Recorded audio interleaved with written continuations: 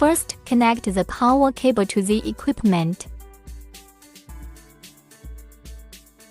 Connect the air inlet pipe. Turn on the main power switch. Power light is on. Enter the electronic measuring system. Wait for the signal light to finish flashing. Switch the language. Click User Login.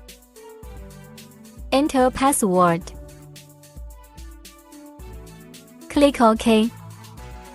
Click Login. As shown on the screen, loosen the nut fixing the brackets. Move the jacking module backwards. Fasten the screw nut. Operate as shown on the screen.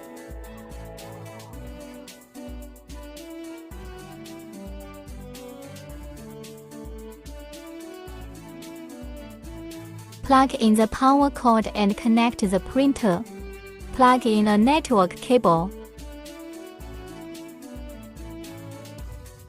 Power on the printer.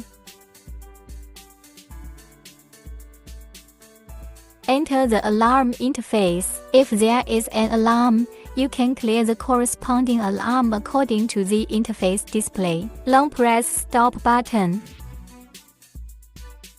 Then the alarm can be eliminated.